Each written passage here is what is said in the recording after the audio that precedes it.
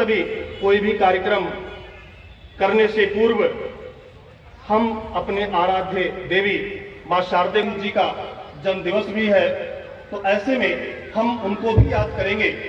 तो इसके लिए हमारे बीच में आज इस कार्यक्रम में मुख्य अतिथि, विशिष्ट अतिथि और आदरणीय समारोह अधिकारी महोदय हमारे बीच में उपस्थित, अभिभावकों, आगंतुकों, हमारे मुख्य अतिथि, विशिष्ट अतिथि के साथ मां शारदे के चित्र पर पुष्प अर्पित कर हम सभी के लिए दीप प्रज्वलन के लिए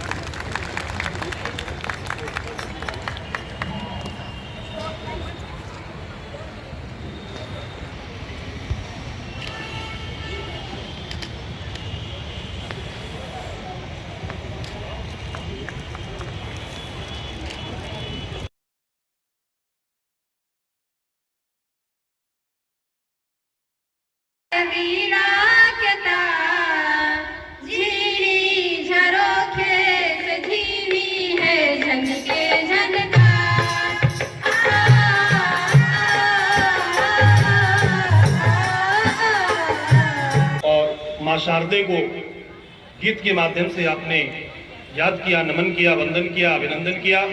और आपने, मैं ऐसी इच्छा रखता हूं कि मां शारदे ने आपको अपने आशीर्वचन से हमेशा अवसिंचित करती रहेंगी। हम सभी का सम्मान बढ़ाएं।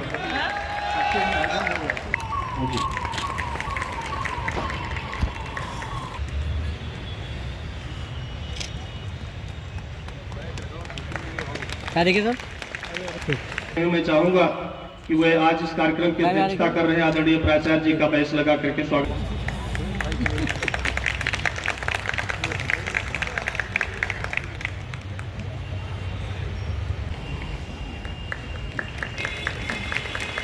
सर देखिएगा सर, ठीक।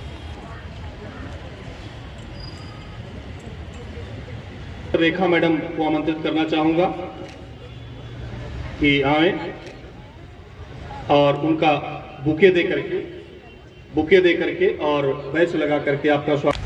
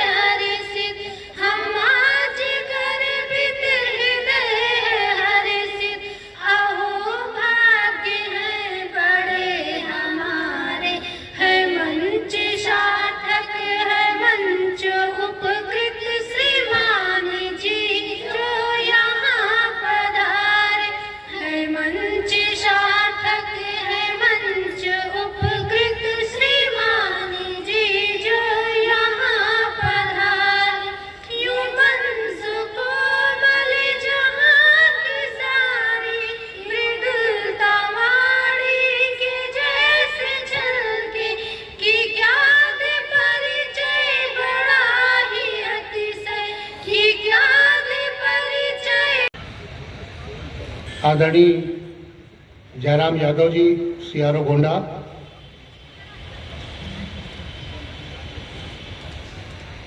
उपाध्यक्ष प्रबंध समिति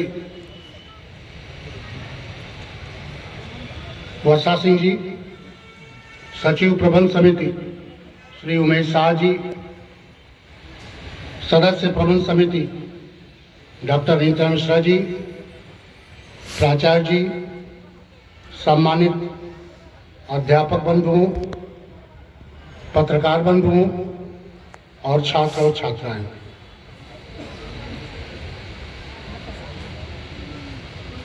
मुझे कहा गया है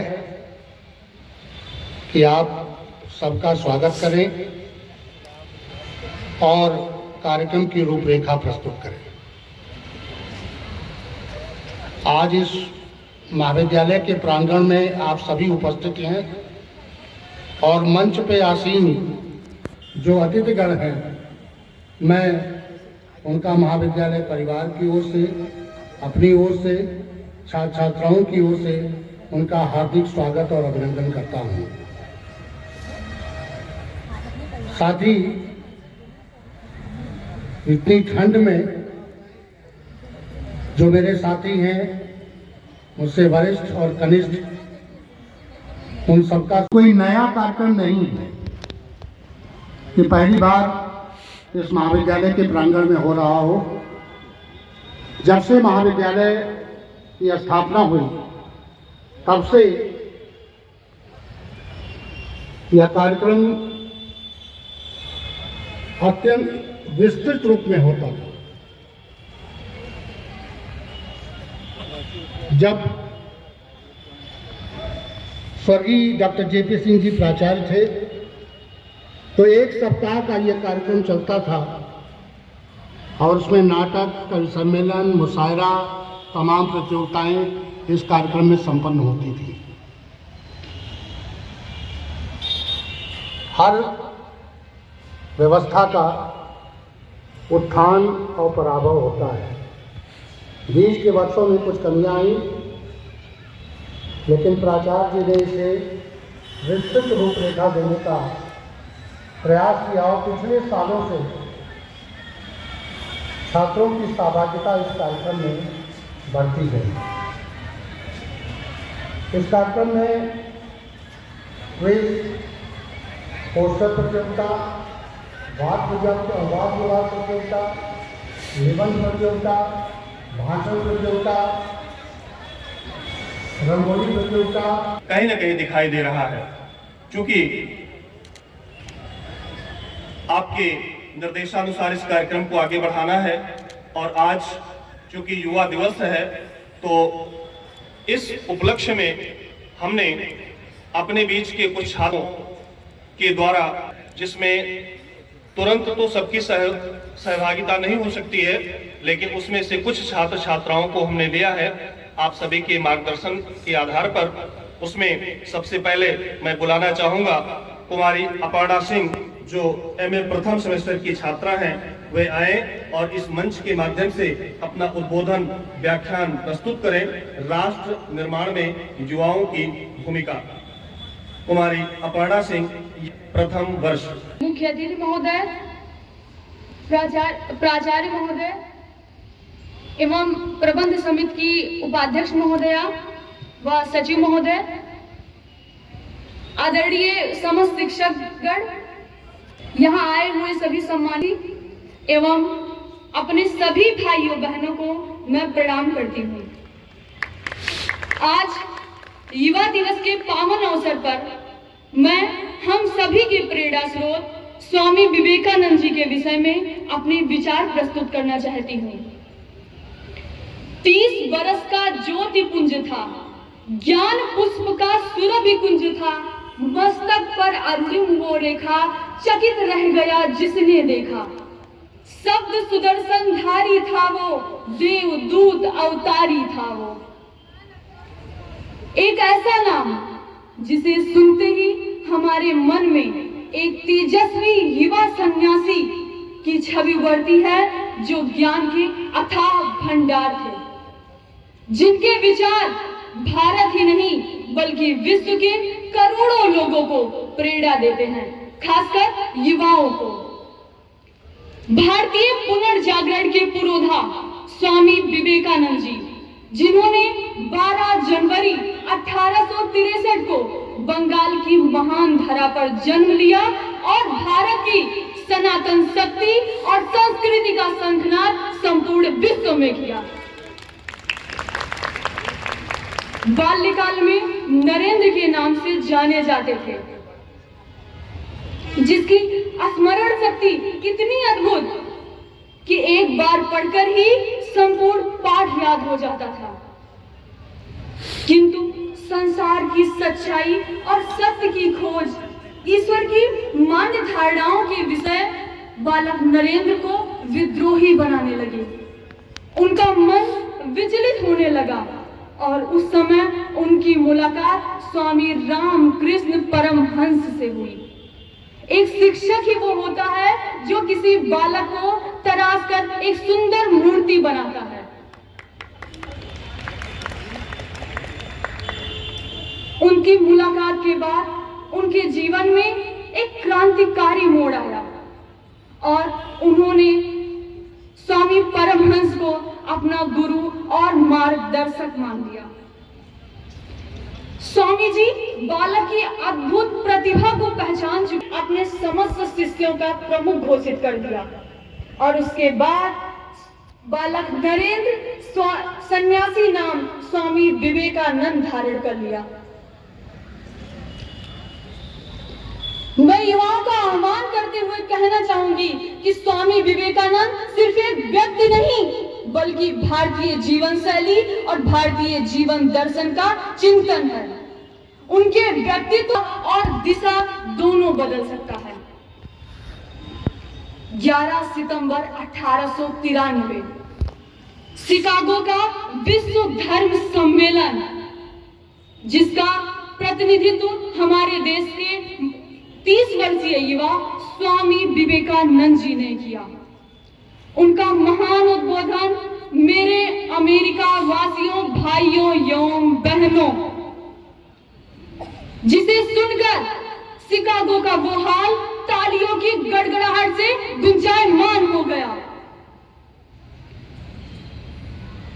जिसने पश्चिम की धरती पर आने वाले 5000 वर्षों के लिए सनातन सभ्यता का ध्वज गाड़ दिया। इन 5 शब्दों में ही भारतीय संस्कृति और वसुधैव कुटुंबकम का संदेश संपूर्ण विश्व में दिया। वह शब्द जो शिकागो की धरती पर विश्व बंधुत्व का संदेश बनकर गूंज उठे। इसके उपरांत अमेरिका ही नहीं बल्कि विश्व के अनेक देश वेदांत के प्रचार प्रसार हेतु नए संस्थान खोलते गए। जब स्वामी जी भारत लौटकर वापस आए तो उन्होंने कोलकाता में रामकृष्ण मिशन की स्थापना की। स्वामी जी ने कहा था, भारत की वास्तविक शक्ति भारत की युवा है और भारतीय राष्ट्रीय आंदोलन के समय भगत सिंह, चंद्रशेखर आजाद, सुभाष चंद्र बोस जैसे लोगों ने इसे सत्य सिद्ध किया और वर्तमान समय में भारत का युवा टोक्यो, बर्मिंघम से लेकर संयुक्त राष्ट्र तक भारत का पताका लहरा रहा है। हाल के दिनों में अरुणाचल प्रदेश के तमाम सेक्टर में जब चीनी सेना हमारी धरती पर अधिग्रहण करने की कोशिश कर रही थी, उस वक्त हमारी मुट्ठी भर सेना ने अपनी युवा शक्ति का परिचय देते हुए उस चीन की सेना को करारा जवाब दिया। स्वामी जी कहते थे कि 21वीं सदी भारत की सदी होगी और आज हम सभी इस बात से वाकिफ हैं कि वसुधैव कुटुंबकम इस विषय के साथ हमारा देश G20 की अध्यक्षता कर रहा है। ये हम सभी के लिए अत्यंत गौरव का विषय है। आज स्त्रियों की दशा की बात होती है। इस विषय में स्वामी जी के विचार मैं आप लोगों के समक्ष रखना चाहती हूँ। उन्होंने कहा था, सर्वप्रथम स्त्री जाति को सुशिक्षित बनाओ, फिर वो स्वयं कह उठेगी कि उन्हें किन सुधारों की आवश्यकता है और आज ये सत्य सिद्ध हो रहा है। अंत में मैं ऐसे भारत की अद्भुत प्रतिभा, हमारे आदर्शों के भी आदर्श और हम सभी युवाओं के प्रेरणा स्रोत स्वामी विवेकानंद जी को हृदय से नमन करती हूँ और उन्हीं के कथनों के माध्यम से मैं युवा पीढ़ी को आह्वान करना चाहती हूँ, उठो, जागो और तब तक मत रुको जब तक कि लक्ष्य की प्राप्ति न हो जाए। जय हिंद, जय भारत। गुरुजनों के चरणों में प्रणाम करते हुए आए हुए आप सभी महानुभावों को सादर नमन करते हुए इस विषय पर मैं अपना उद्बोधन प्रस्तुत कर रहा हूं कि राष्ट्र निर्माण में युवाओं की भूमिका। जहां तक कि राष्ट्र निर्माण का प्रश्न है तो मैं समझता हूं कि राष्ट्र निर्माण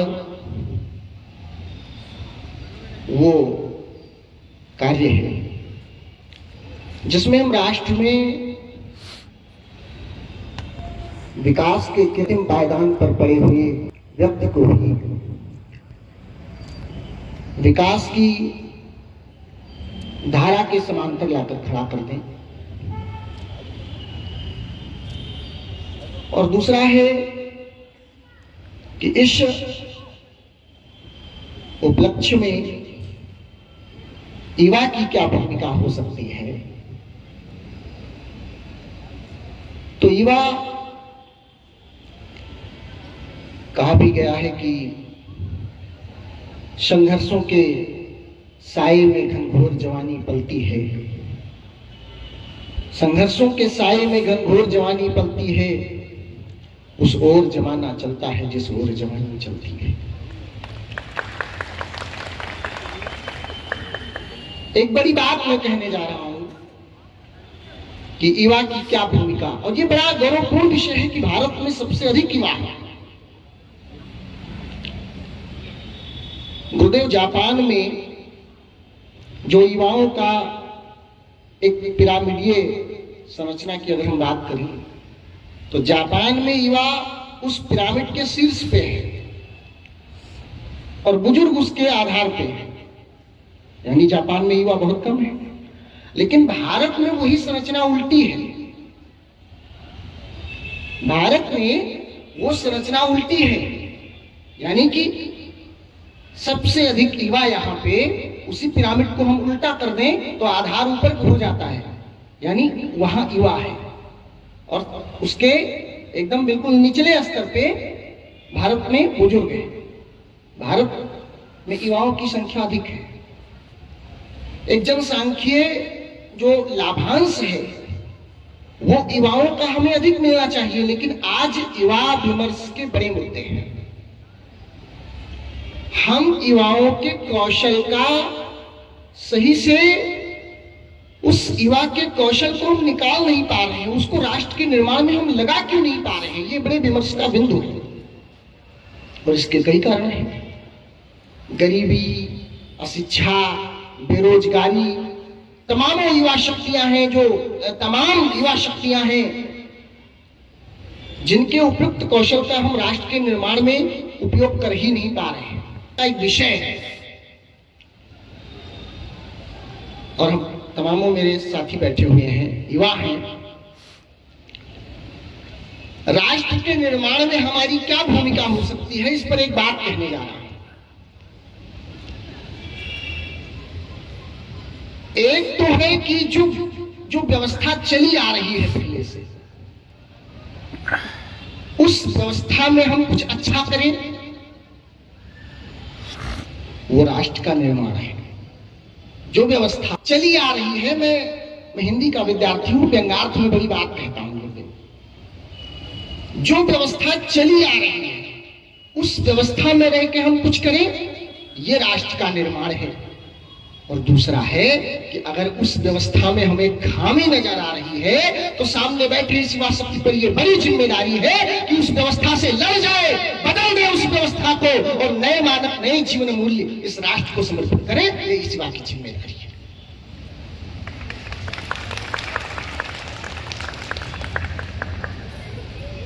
और आज इसी बात पर एक कविता में पढ़ना चाहता हूं, और वो कविता मैंने लिखी है, मैं एक कवि हूँ, मैं पढ़ रहा हूँ 4 लाइन।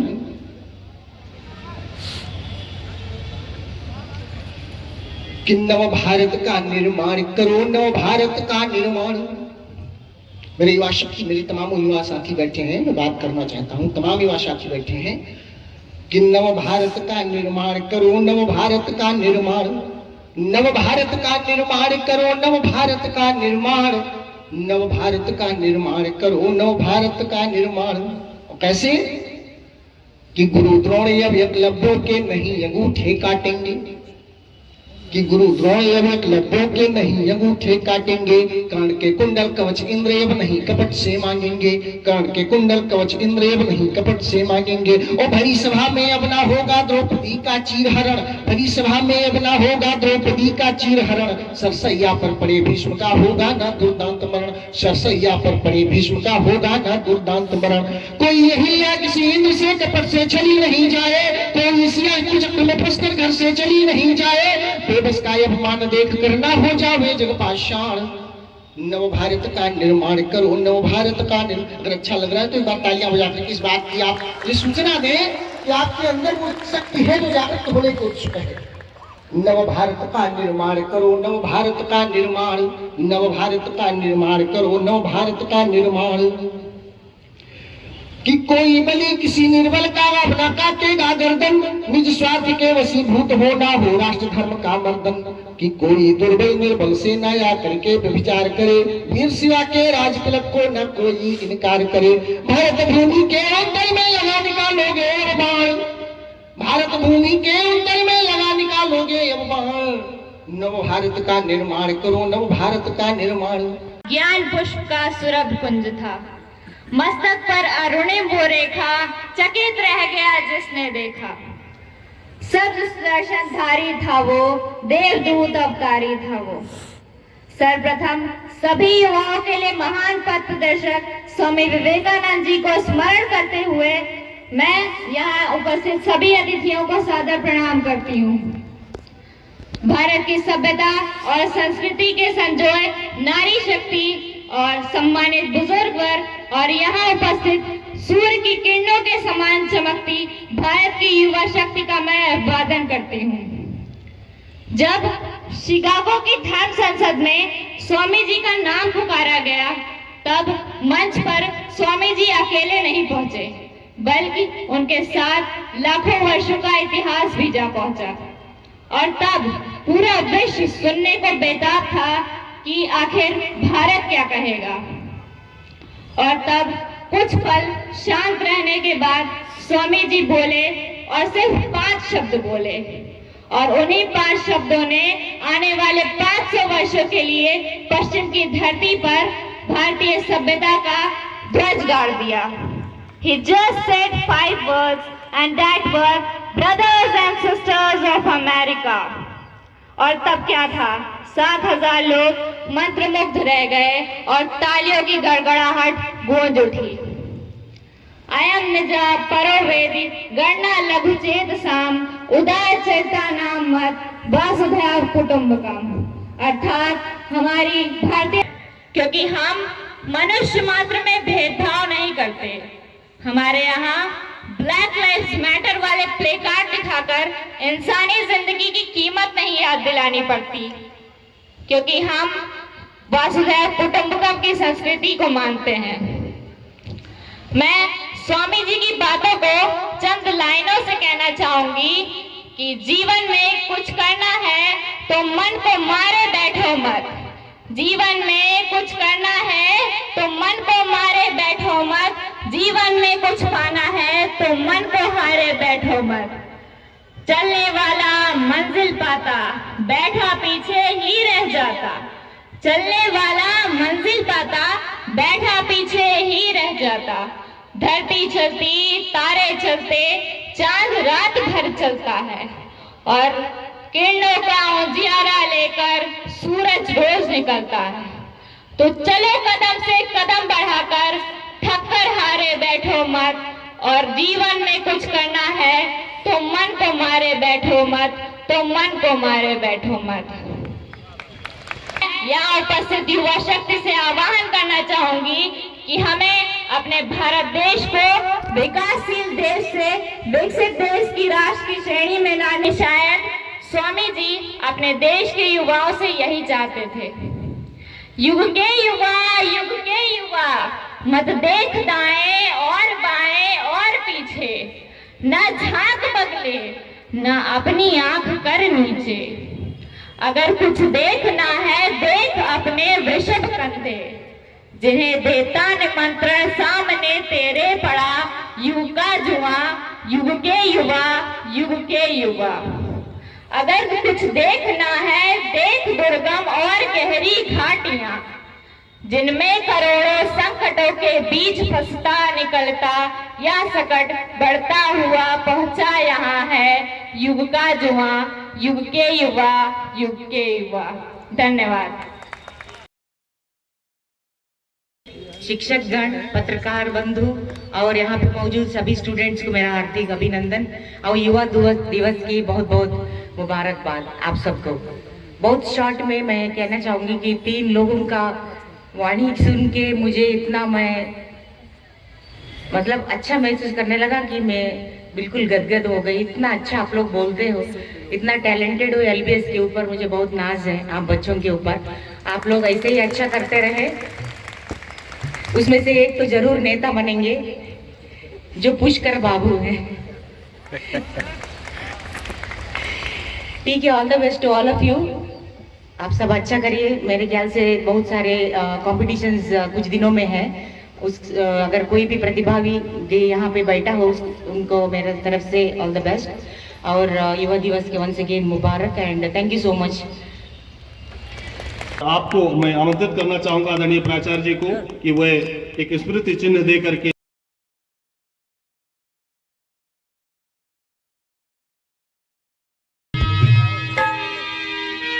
कि जैसो भारत देश महान दूजो देश जगत में नहीं। जैसो भारत देश महान दूसरो देश जगत में नहीं। जैसो भारत देश महान दूसरो देश जगत में नहीं। जैसो भारत देश महान दूसरो देश जगत में नहीं। जैसो भारत देश महान दूसरो देश जगत में नहीं। राम कृष्ण की धर्म धरा पर सदा धर्म का धारे हो। राम कृष्ण की धर्म धरा पर सदा धर्म की धारे। जय जवान और जय किसान। भारत देश महान दूसरो देश जगत में नहीं। जैसो भारत देश महान दूसरो देश जगत में नहीं। दूसरो देश जगत में नहीं।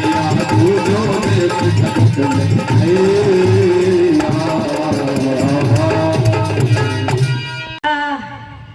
Jubilant principal, our faculty, staff, and very most important, our youngsters. Young सिर्फ एज से नहीं होते हैं। It is a phase of life. It's a state of life. आप young सिर्फ इसलिए नहीं हैं क्योंकि आप 22 से 40 के पड़ाव में हैं।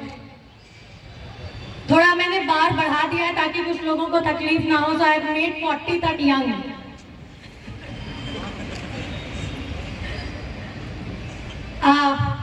आप सब ने बहुत सारी चीजें बोली हैं स्वामी जी के बारे में। कहते हैं आप जिंदगी ऐसी जिए कि आपको किसी दिन की तरह नहीं एक दिवस की तरह मनाया जाए। ये वो लोग हैं जिनको हम सालों साल निरंतर हर वर्ष उनके प्रिंसिपल्स, उनके विचारों के लिए याद करते हैं, उनकी सूरत के लिए नहीं। ये एज अ यंगस्टर आपको समझना बहुत जरूरी है कि आपकी पहचान आपकी सूरत नहीं, आपकी सीरत तय करेगी।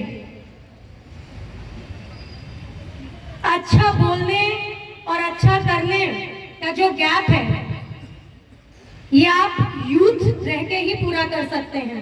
बिकॉज जैसे जैसे आपको सांसारिक एक्सपोजर होगा, जैसे जैसे आप काम करने जाएंगे, आपको जगह जगह पे प्रोटोकॉल्स को फॉलो करना होगा, एक प्रोफाइल को फॉलो करना होगा। आपको ये रियलाइज होगा कि जो आपके विचार हैं उसको आप अपने कर्मों में नहीं उतार पा रहे। पर अगर आप अपने विचार जो आप सोचते हैं, जिससे आप सहमति रखते हैं, जिस दिन आप उसे अपने कार्यों में उतार ले गए, हो सकता है आगे 50 वर्षों में आपके नाम का भी कोई दिवस मना रहा हो।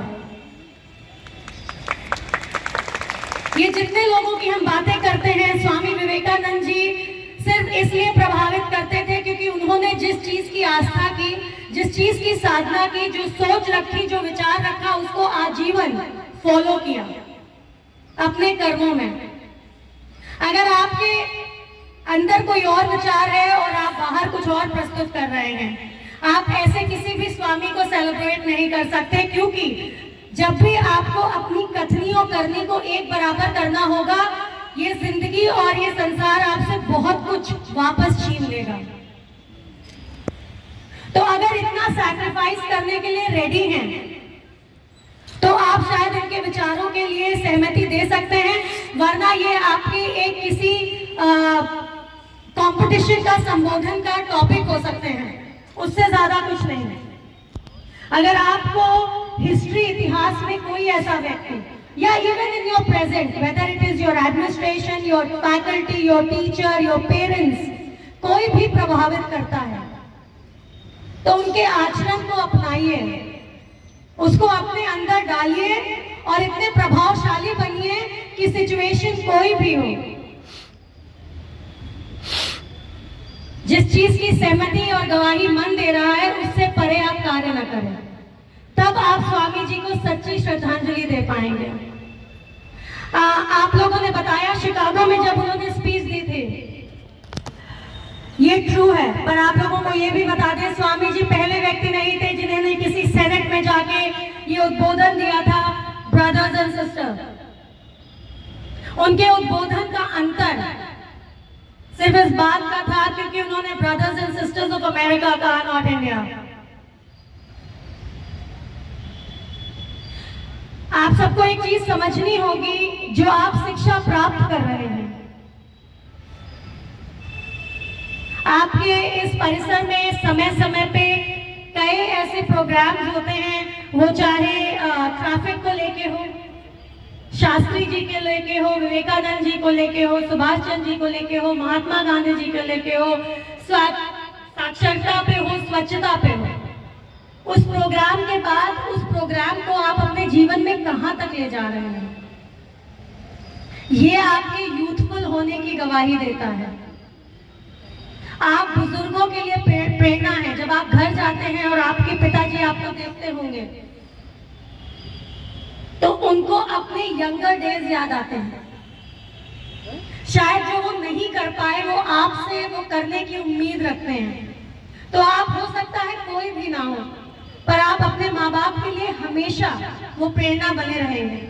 वो आपसे वो उम्मीद करेंगे जो शायद वो अपने जीवन में नहीं कर पाए, और तब आप अपने यूथ होने का सेलिब्रेशन कर सकते हैं। जब आप किसी परिसर में आते हैं और यूथ होने की जिम्मेदारी से वहीं परे हट जाते हैं। ऊंचाई अपने कर्तव्यों में और अपने व्यवहार में दें, जिससे राष्ट्र के निर्माण में हमारा भी योगदान सुनिश्चित हो। आप देखते होंगे, जब आप क्लास करते हैं, जब आप अध्ययन करते हैं, जब परीक्षाओं में अपनी अभिव्यक्ति देते हैं, तो उस दौरान कुछ लोग ये सोच के जाते हैं मेरी तैयारी बहुत है, तैयारी भी करके जाते हैं और ये भी क्षमता लेके जाते हैं कि मैं आधे घंटे में 10 पेज लिखूंगा। आपने 10 पेज लिखा, 15 पेज लिखा, उसका कोई मायने नहीं है। आपने एग्जामिनर को कितना आकर्षित किया अपने लेखनी के माध्यम से, अपने विचारों के माध्यम से। वो जो लिमिट दी जाती है 500 शब्द, वो अधिकतम लिमिट आपके लिए होती है। कहीं नहीं लिखा जाता है कि 500 शब्द का उत्तर जो देना है वो आप 200-250 में नहीं दे सकते। तो मैं जो बताना चाह रहा था कि प्रबंधन की कला आपकी जिंदगी में होनी चाहिए, जिससे कम शब्दों में, कम से कम समय में आप अपनी बात को सामने वाले को कम्युनिकेट कर दें, जिससे वो समझ जाए कि मैंने जो पूछा था वो आपने बता दिया। कंपटीशन में तमाम बच्चे खूब तैयारियों के साथ जाते हैं। 3 क्वेश्चन जो सबसे अच्छा आता है, 7 नंबर, 9 नंबर, 10 नंबर, उसको उठा के नंबर 1, नंबर 2, नंबर 3 पर करके और शायद 3 घंटे में 2.5 घंटा उस पर दे देते, फिर आधे घंटे में 2 क्वेश्चन करते हैं। तो जिस पर आपने 35 मिनट अलाट था, उस पर आपने दिया 55 मिनट और नंबर उस पर 20 अगर अलाट था तो आपको मैक्सिमम 15, 16, 17 से ज़्यादा कोई नहीं देगा। लेकिन जिन क्वेश्चन पर आपको 35 मिनट देना चाहिए था, उस पर आपने दिया 10 मिनट, 15 मिनट। ये भी मान के चलिए कि उस क्वेश्चन पर आपको 3-4 नंबर से भी ज़्यादा नहीं मिलेगा। और जब आप बैलेंस करेंगे तो आप एवरेज मार्किंग का शिकार होंगे, फिर कंपटीशन से बाहर हो जाते हैं। तो मैं आप लोगों को एक सुझाव दूंगा कि समय का प्रबंधन सफलता की पहली सीढ़ी है और पूरी जिंदगी इसी प्रबंधन की आपकी परीक्षा होती है। दूसरा, किताबों से, अपने गुरुजनों से, समाज में आपके आसपास जो लोग हैं उनसे आप क्या सीखते हैं और इन सबको मिक्स करके आप क्या प्रोडक्ट देते हैं, ये आपका एक नवनिर्माण होगा। और इसी नवनिर्माण की आकांक्षा देश, समाज और सरकार आपसे करती है, क्योंकि ये चीज अन्य के लिए नहीं होगी। तो हमेशा पढ़ते समय, लिखते समय और कुछ बोलते समय और समाज में कदम ताल करते समय आप नया देने का प्रयास करिए। जेहन में एक शब्द जरूर बैठा रहना चाहिए, ये नयापन राष्ट्र निर्माण में किसी भी दशा में घातक और बाधक नहीं होना चाहिए। राष्ट्र निर्माण देश की अखंडता, विशेषकर यहाँ छात्र बैठे हैं, सबसे अनुरोध है कि किसी बात का या किसी निगेटिविटी को लेकर के उसमें पड़े रहना या उसमें उलझी है, उसे पकड़ करके और समाज का सहयोग लेकर के, अपने से वरिष्ठ लोगों का सहयोग लेकर के आगे निकलने का उद्यम आप करें और सभी लोग अपने अपने जीवन में सफल हों, फलीभूत हों। इसी कामना के साथ मैं अपनी वाणी को विराम देता हूं। जय हिंद, जय भारत। बहुत बहुत धन्यवाद सर। निवेदन कर रही हूँ कि आप मंच के सामने आ जाएं। आपने इतना सुंदर पोस्टर बनाया है जिसे यहाँ उपस्थित सभी बच्चे देखें, जिन्हें आपके पोस्टर से प्रेरणा मिलेगी। सभी बच्चों से मैं चाहूंगी मंच के पास आ जाएं। बच्चे की का क्या चिंतन छिपा है, आपने उसके अंदर की छिपी हुई प्रतिभा को बाहर निकालने का जो सकारात्मक प्रयास किया है, आप मोदन वॉल जी, doctor Pallavi Singh ji, doctor Smita Singh ji, doctor ममता शुक्ला जी, आप सभी के प्रयास से ही पोस्टर प्रतियोगिता में 50 से अधिक छात्र छात्राओं ने प्रतिभाग किया। इस प्रतियोगिता में डॉक्टर स्मृति शिशिर, डॉक्टर पूजा यादव, डॉक्टर शैलजा सिंह, डॉक्टर प्रियंका श्रीवास्तव, आप सभी ने भी आकर सभी बच्चों का मनोबल बढ़ाया। आपको भी बहुत बहुत साधुवाद देती हूँ। इस प्रतियोगिता में हमारी सहयोगी प्रोफेसर शशिबाला, डॉक्टर चमन कौर और हमारे चीफ प्राक्टर भी देखने गए थे। सभी को मैं बहुत सभी के सहयोग से हम सफलता से इस प्रतियोगिता मैं कहना चाहूंगी कि प्रथम पुरस्कार लखन माथुर जी को प्राप्त हुआ है, जो MA सेकेंड ईयर के छात्र हैं। जोरदार तालियों से बच्चों स्वागत कीजिए। सभी बच्चों का मनोबल बढ़ाइए। द्वितीय पुरस्कार प्राप्त करने में सफल रही हैं महविश मेराज, जो BSc 3rd सेमेस्टर की स्टूडेंट हैं। इसी क्रम में तृतीय स्थान प्राप्त किया है मनीषा साहू, जो B.Ed 2nd ईयर की स्टूडेंट रही हैं। इसी के साथ सांत्वना पुरस्कार प्राप्त करने में सफल रही हैं पिंकी गुप्ता, जो MA 2nd ईयर की स्टूडेंट रही है। आगे के मंच मंच संचालन के लिए मैं अपने सहयोगी हमारे पास आए थे, उसमें प्रथम स्थान पर चयनित हुई हैं हमारे निर्णायक मंडल के जो मेंबर्स हैं, जो हमारे आज के अतिथि हैं वही हैं, उन्होंने सिलेक्ट किया प्रथम स्थान या मंच पर आ जाए। तो पुष्कर बाबू ये जहां भी हो मंच पर आ जाए, ये तीनों बच्चे मंच पर आ जाए और चूंकि कार्यक्रम समापन की करके उसको सम्मानित करने का कष्ट करें। अनुरोध करूंगा सबसे कि वो उसको भी सम्मानित करें। और बहुत धन्यवाद आप सभी का।